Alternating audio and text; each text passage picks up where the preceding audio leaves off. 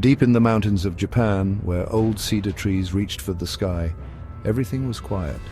The only sound was the wind whispering through the trees. Tall, pointy peaks poked through the clouds, their shadows stretching across the forest floor like long fingers. This place was hard to travel through, full of secrets. A lone traveler was climbing up the mountain. He was a Buddhist priest, his orange robe standing out against the greens and browns of the mountain. His name was Taro, and he was on a journey of prayer. For weeks he had walked, hoping to find peace and understanding in the quiet of the mountains.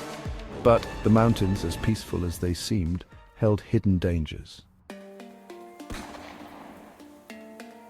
As the sun started to set, the sky turned dark purple and grey, and a storm broke out. Rain poured down, turning the path into a rushing stream.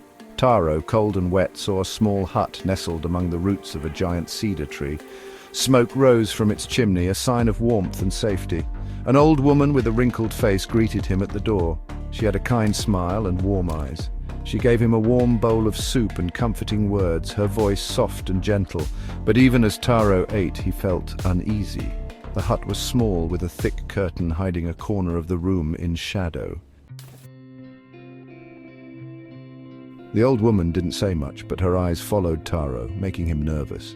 He tried to talk to her, but her answers were unclear, and her eyes kept glancing towards the curtained corner.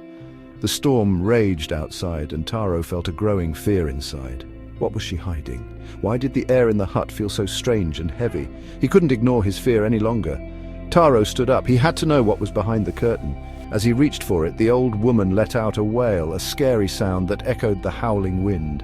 Her appearance began to change. Her wrinkles deepened, her eyes glowed yellow, and her mouth opened wide, revealing rows of sharp teeth.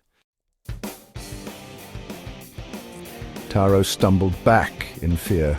Standing before him wasn't a kind old woman, but a monster, the Yamamba, a mountain demon in its true form. He turned and ran, breaking through the door and back into the storm. He didn't look back, his mind trying to forget the terrifying sight. Taro never forgot that night, the fear staying with him always.